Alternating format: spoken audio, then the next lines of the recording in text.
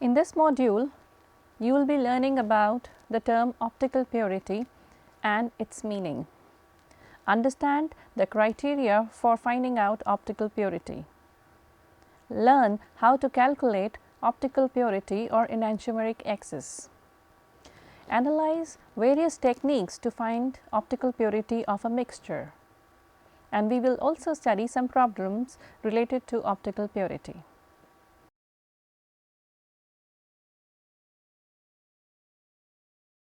Now, let us see what is optical purity.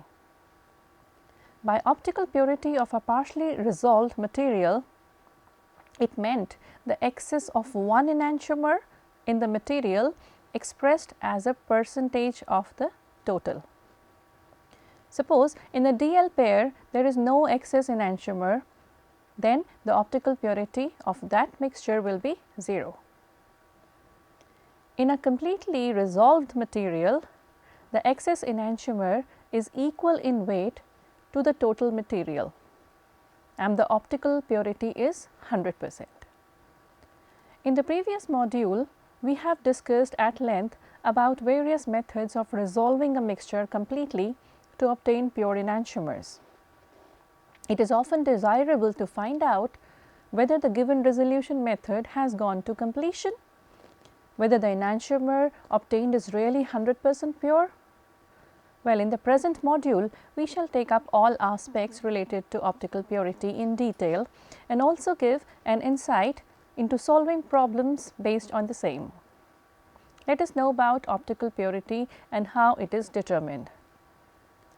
Optical purity is defined as the ratio of observed optical rotation of a sample, which consists of a mixture of enantiomers, to the optical rotation of one pure enantiomer.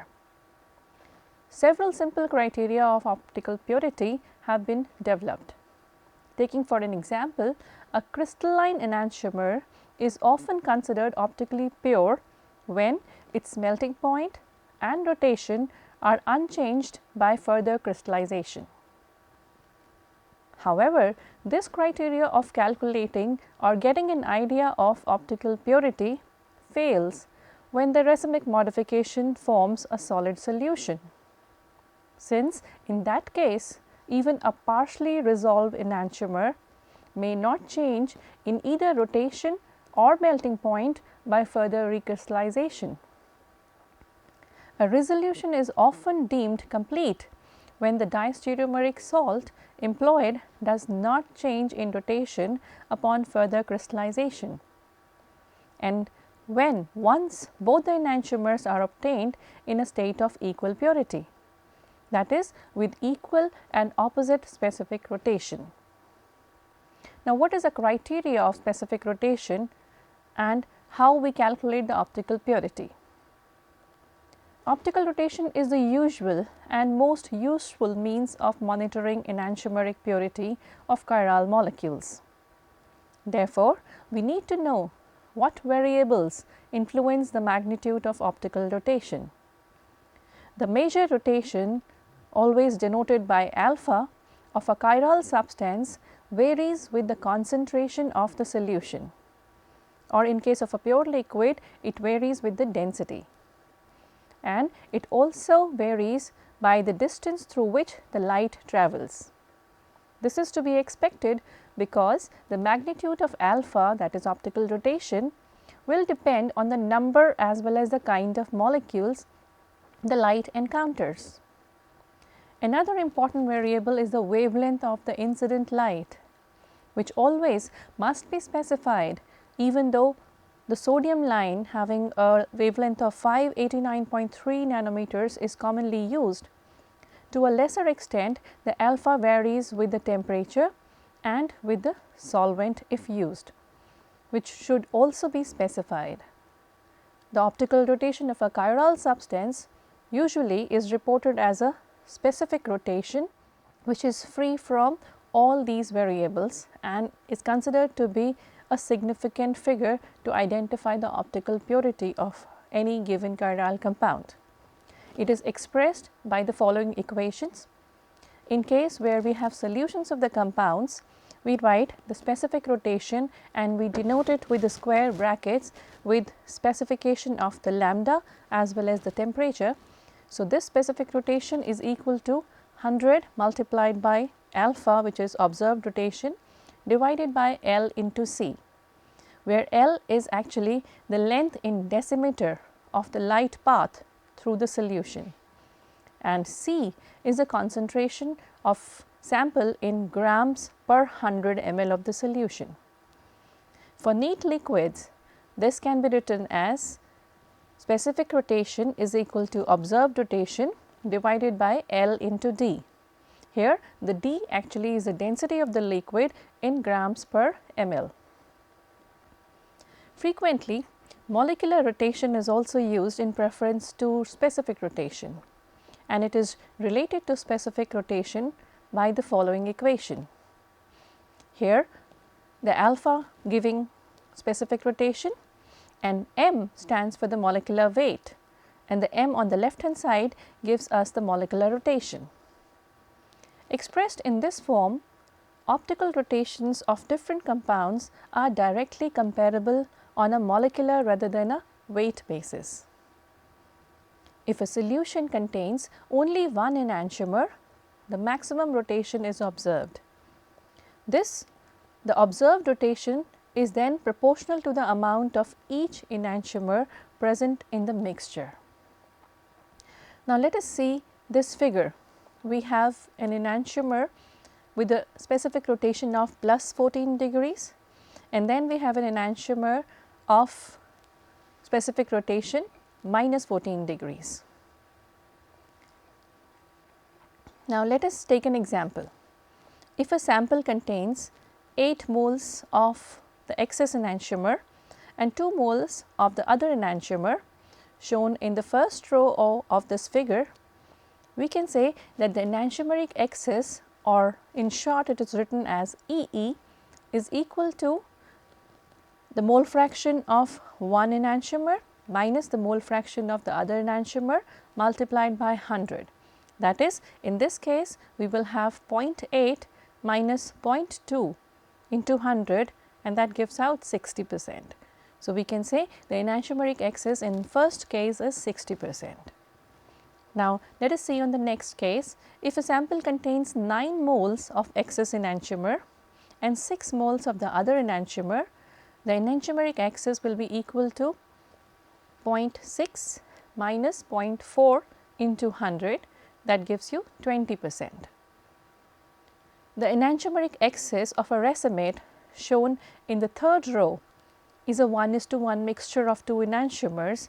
So, the enantiomeric excess can be calculated as 0.5 minus 0.5 into 100, and that should be equal to 0%. That means there is no enantiomeric excess, it is a perfect racemic mixture.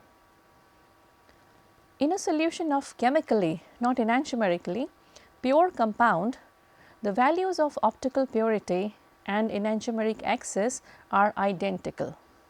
That means, if we have a compound which is not mixed with any other compound, but with its enantiomer only, in that case we can say that enantiomeric excess is always equal to the optical purity, percentage optical purity. However, if you have a mixture of compound, then it is not possible actually to have both optical purity and enantiomeric excess to be equal. So, if the solution does not contain any other compound except for the solvent, and the specific rotation of the pure enantiomer is known, the enantiomeric excess may therefore be determined by measuring the optical rotation of the solution of the mixture. In order for the optical purity and the enantiomeric excess to be calculated, the specific rotation of the pure enantiomer must first be noted. Now, we shall consider a few more examples which help clear the concept of optical purity to a greater extent.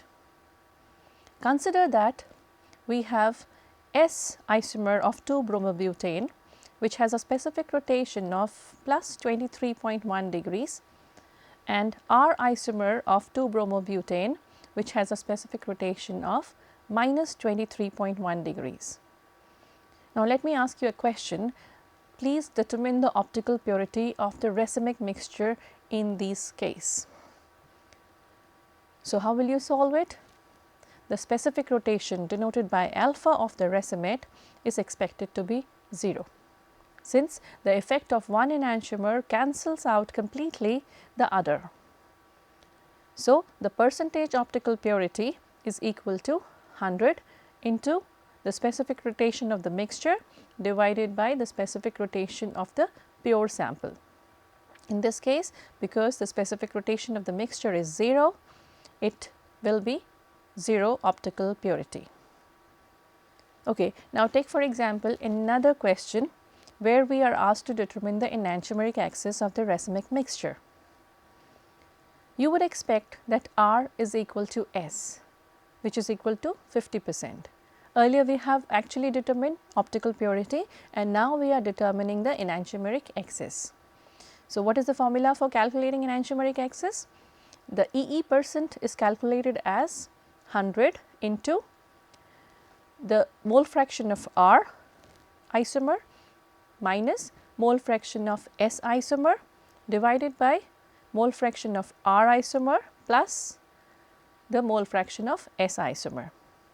So, here in case of racemic mixture we can write 100 multiplied by 50 minus 50 divided by 50 plus 50, and that gives you a value of 0%. So, we can see that in case when no other compound is present, the optical purity is same as the enantiomeric excess percent. Now, let us ask another question. Which isomer is dominant, and what is the optical purity of a mixture of R and S 2-bromobutane whose specific rotation was found to be minus 9.2 degrees? Well, to solve this, we consider looking at the specific rotation of the mixture, which is having a negative sign. This indicates that R isomer having an optical rotation of negative 23.1 degrees is actually present in dominance in the mixture. The optical purity percent is equal to 100 into specific rotation of the mixture divided by the specific rotation of the pure R isomer. So, here we will write 100 into minus 9.2 degrees divided by minus 23.1 degrees. That comes out to be 40%. So, it indicates 40% of excess of R over the S isomer. Now, in another question, it is asked what is the percentage composition of the mixture, and we see that the 60% left over, that means we in the last question we have found that it was 40% of optical purity. That means the 60% is actually present where we have a racemic mixture. So, this is optically inactive. The 60% of that mixture is optically inactive, and it must be equal amounts of R and S bromobutanes. The excess 40% is all R. So, there is a total of 70% R and 30% S, and that is how we found out the percentage composition of the mixture. Now, there are other methods of determining optical purity. The three other ways of determining optical purity are enzymatic method, an isotopic dilution method, and a method of relating a compound of unknown optical purity to another one whose purity is already known. The basic principles of these methods will be discussed in brief now. Let us start with enzymatic method. The enzymatic method depends on the fact that many enzymes are highly selective for one enantiomer out of the DL pair. If one incubates a supposedly pure preparation of the other compound means which is not recognized by the enzyme. If we have the pure preparation of the other compound with such an enzyme, the reaction would indicate the presence of some of the wrong antipode owing to incomplete resolution or racemization following complete resolution. On the other hand, absence of any reaction would indicate the purity of that compound. because it is not the one which is to be reacted to enzyme. So, the reaction has not taken place, that means it is entirely that compound which does not react with the enzyme and hence indicates its purity. This method is applicable to those cases where enzyme action is possible on the substrates. The other method is isotopic dilution method. In this method, the supposedly pure enantiomer, for example, a levorotatory isomer, is mixed with some labeled radioactively or otherwise labeled racemic material in solution, and the racemic material is then re-isolated, normally by recrystallization. Since in the solution the racemic material is split up into dextro and levorotatory molecules, the labeled, that means the radioactively labeled levorotatory molecules get commingled with a molecule of the enantiomer whose optical purity is to be determined. But the molecules of dextrorotatory isomer do not mingle with them. One can thus calculate a dilution factor knowing the weight of the original active material and the weight of the added labeled racemic material, and we can thus predict how active the recovered labeled racemic material should be. The predicted activity is then compared with the experimental one. If the experimental activity is less than the predicted, it indicates that there was some residual racemic material in the supposedly pure enantiomer. Mathematically, to calculate the enantiomeric purity by this method, we can use the following formula, where C star is the activity of the recovered material, C naught is the activity of the added racemic material, A is the weight of added racemic material, B is the weight of resolved material whose purity is to be tested, R is the weight of racemate in the amount of B.